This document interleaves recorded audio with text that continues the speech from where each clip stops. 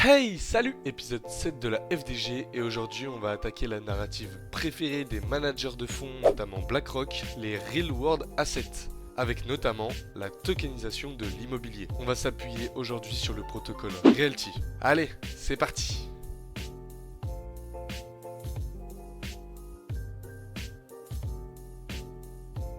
Lorsqu'il s'agit de diversifier son portefeuille, l'immobilier peut être une option intéressante. Cependant, comme tout investissement, il comporte certaines contraintes qu'il est important de prendre en compte. La première contrainte est la barrière financière à l'entrée. Bien qu'il soit théoriquement possible pour quiconque d'acheter un bien immobilier, même avec un petit portefeuille, cela nécessitera un travail considérable pour constituer un dossier de financement. De plus, la gestion de la propriété elle-même peut être chronophage. L'immobilier physique est par nature peu liquide par rapport aux actions en bourse ou aux crypto-monnaies, ce qui entraîne forcément un manque de flexibilité. Selon votre profil d'investisseur, cela peut être un obstacle majeur. L'investissement dans l'immobilier physique requiert une expertise réelle pour le faire de manière professionnelle et rentable. Il existe une alternative appelée l'immobilier papier, où l'on délègue l'aspect opérationnel et où l'on se concentre d'apporter des liquidités et forcément de percevoir des loyers. Cela peut se traduire par l'achat de fonds négociés en bourse comme des ETF sur un compte titre ou par la souscription à différents types de livrets. Cependant, ces solutions ont souvent pour inconvénient de ne pas permettre une compréhension claire de ce qu'on achète. Même si les informations techniques sont disponibles dans les documents, nous n'avons pas de contrôle sur le contenu du produit. De plus, les frais liés à ce type d'investissement sont généralement très élevés, ce qui limite la performance à long terme de votre portefeuille. Dans l'ensemble, cela rend l'immobilier difficilement accessible pour les petits portefeuilles ou pour les débutants dans le domaine de l'investissement. Face à cette réalité, Realty s'est donné pour mission de rendre l'investissement immobilier accessible à partir de 50 $, avec un rendement annuel net compris entre 6 et 9%. Tout cela est rendu possible grâce à la tokenisation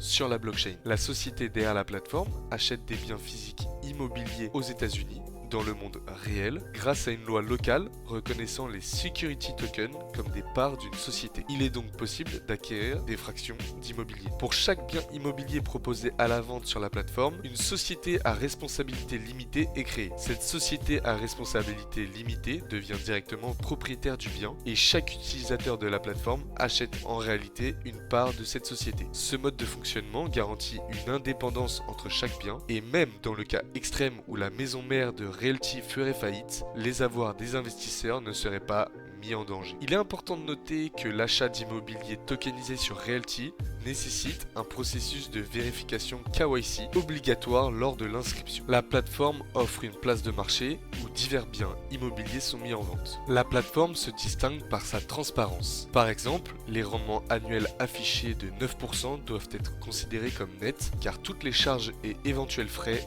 déjà été déduits dans le calcul. Pour ce bien spécifique, vous avez la possibilité d'acheter au prix de 51,97 $ avec un rendement annuel de 4,80 $ par token. Comme tout actif financier, le prix peut varier à la hausse ou à la baisse une fois que vous l'avez acquis. Attention à ça. Cependant, dans ce cas précis, sa valeur augmentera ou diminuera en corrélation avec le marché immobilier et non avec celui des crypto-monnaies. Lorsque Realty met un bien à la vente, la plateforme l'accompagne de nombreuses photos, tant de l'intérieur que de l'extérieur du bâtiment. Juste sous les photos, vous trouverez 3 onglets qui fournissent des informations supplémentaires sur la propriété. Les points forts, les informations importantes, les finances, les prévisions financières ainsi que les détails et les informations générales. Dans l'onglet points forts, vous trouverez les informations essentielles telles que le rendement ou la date de location de la propriété par exemple. Dans l'onglet finances, cette fois-ci, vous trouverez des informations comptables telles que les charges, les travaux et la rentabilité nette. En ce qui concerne l'onglet détails, il fournit des informations plus générales telles que la surface, le type de construction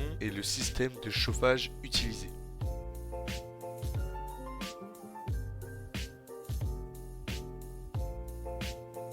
Une fois que votre vérification d'identité est approuvée, vous pouvez acheter des parts d'immobilier sous forme de token grâce à Realty. Une fois que vous avez sélectionné une propriété spécifique et déterminé la quantité de tokens à acheter, vous devez vous rendre dans votre panier pour finaliser le paiement. Différents modes de paiement sont disponibles, notamment différentes crypto-monnaies sur les réseaux Ethereum et la Gnosis Chain, ainsi que le règlement évidemment par carte bancaire. Vous pouvez ensuite suivre l'état de votre commande dans la section Mon compte commande. Une fois que votre paiement est confirmé, vous recevrez par courrier électronique un acte à signer qui vous authentifiera en tant que propriétaire d'une fraction de la société créée qui détient la propriété en question. Une fois la signature effectuée, les tokens apparaissent en attente de livraison dans le menu commande, le temps que l'équipe de Realty finalise les opérations administratives de leur côté. Cela est généralement effectué dans un délai de 24 heures. Ensuite, rendez-vous dans la section Mon compte portefeuille. À partir de là, vous pouvez choisir de recevoir vos tokens soit sur la blockchain Ethereum ou soit sur la blockchain Gnosis. Les loyers sont versés chaque semaine et vous avez également la possibilité de choisir le réseau sur lequel ces paiements seront effectués. De plus, il y a parfois des propriétés de réinvestissement disponibles. Lorsque c'est le cas, vous pouvez décider d'investir vos rendements directement dans des fractions de tokens qui généreront à leur tour des intérêts. Chaque lundi, c'est le versement des loyers. Vous recevrez alors un rapport détaillé par courrier électronique qui récapitulera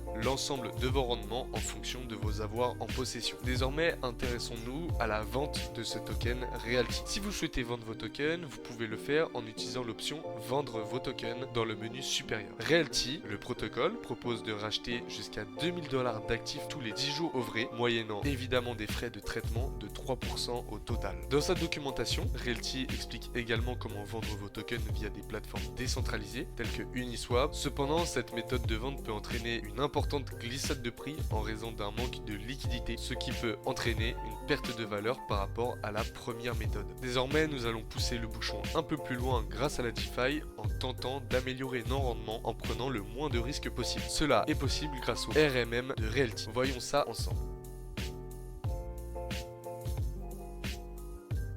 La solution proposée jusqu'à présent par Realty a considérablement augmenté la liquidité et l'accessibilité de l'immobilier, mais il est possible d'aller encore plus loin. En effet, le protocole RMM permet d'intégrer directement l'immobilier au cœur de la finance décentralisée. En d'autres termes, vous pouvez utiliser vos actifs immobiliers comme garantie pour emprunter de la liquidité. Pour cela, rendez-vous dans le menu supérieur et suivez le chemin DeFi Realty RMM. Une fois que vous y êtes, le design vous semblera peut-être familier, ce qui est tout à fait normal si vous avez déjà utilisé la version 2 du protocole AAVE. Les deux équipes ont en effet travaillé ensemble pour proposer une solution permettant la mise en garantie d'actifs immobiliers. Vous pouvez utiliser vos fractions de propriété comme garantie sur ce protocole pour emprunter jusqu'à 75% de leur valeur dans le stablecoin de la Gnosis Chain XDAI. Si les tokens que vous possédez ne sont pas encore utilisables, ne vous inquiétez pas, Realty ajoute régulièrement de nouvelles options. Examinons maintenant la mécanique du dépôt et de l'emprunt avec du XDAI qui reste la même pour n'importe quel token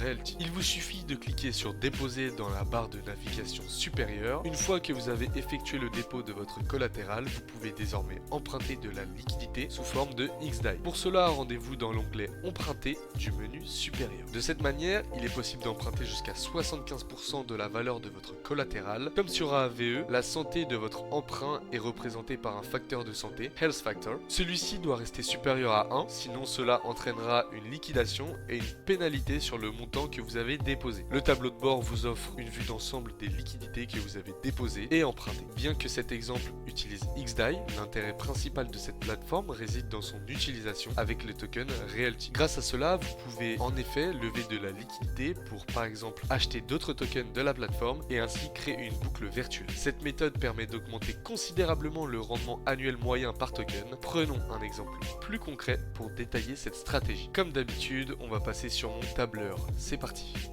Nous voici donc sur mon tableur pour découvrir cette stratégie. D'après les statistiques du protocole, le taux annuel moyen pour emprunter du XDAI est environ de 7 à 10%. Ici, nous allons prendre la fourchette basse. Supposons maintenant que vous possédez 1000 $ de token Realty générant un rendement annuel de 10%. Sans RMM, cela équivaut à des revenus de 100 $. Vous décidez de placer ces tokens en garantie, ce qui vous permet d'emprunter 750 $ de XDAI, mais par souci de gestion financière, vous vous limitez à 500 $ pour moins de risques. Cela va vous coûter 35 $ d'intérêt par an. Ensuite, avec cette somme empruntée de 500 $, vous allez acheter de nouveau des tokens Realty avec un taux de rendement de 10%, etc., etc. Ici, on va l'illustrer sur le tableur. Alors, c'est un tableur où tout est déjà enregistré, donc j'ai juste à remplir cette valeur pour remplir les autres. Je vais vous expliquer. Donc, notre dépôt en dollars ici est de 1000, les intérêts de 10%, donc forcément de 100 $, le gain ici, les emprunts à 500 avec notre Health Factor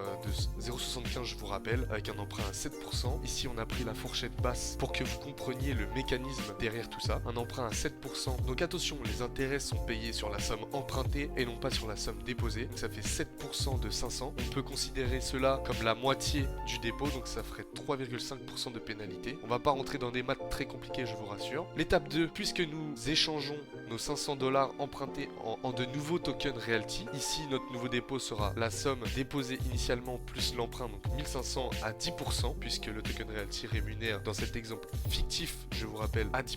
Cet exemple est uniquement ici pour comprendre le mécanisme, pour que vous puissiez améliorer vos connaissances dans la DeFi et potentiellement créer des stratégies propres à vous-même et à votre gestion du risque. Ici nos gains, nous allons rajouter les deux gains moins les intérêts payés forcément parce que nous devons payer. Nous allons trouver un rendement net qui est potentiellement plus grand, vous allez le voir. Je vais rentrer les valeurs, donc ici nous avons 1000 $ de dépôt initial qui nous rapporte 1100 $, 100 $ en réalité quand on enlève le capital initial. Nous empruntons 500 $, intérêt à 7%, 35 $ de charges financières avec un nouveau dépôt pour l'étape 2 de 1500 $, intérêt 10%, ça fait 115 $, enfin ça fait 150 $, excusez-moi, mais moins les intérêts, on se retrouve à 115 $ et on se retrouve avec un rendement net final de 11,5%. Donc, grâce à cette petite stratégie, on voit qu'on surperforme le capital initial de 1,5%. Vous allez dire, c'est pas beaucoup, ce ne sont pas des changements significatifs, mais ce que je vais vous répondre, c'est que grâce à l'effet des intérêts cumulés,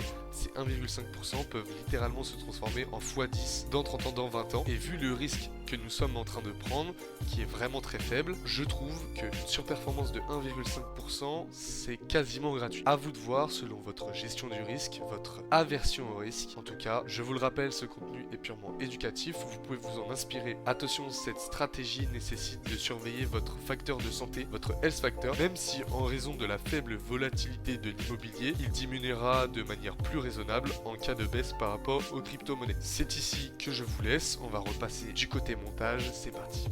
Et voilà, c'est la fin de cette vidéo. Je pense qu'on a fait un bon tour d'horizon pour voir le potentiel de la tokenisation. Je vous remercie pour votre attention. Rendez-vous pour l'épisode numéro 8 de la FDG sur un tout autre sujet aussi important ne serait-ce plus, l'analyse des tokenomics. Je vous laisse avec ça.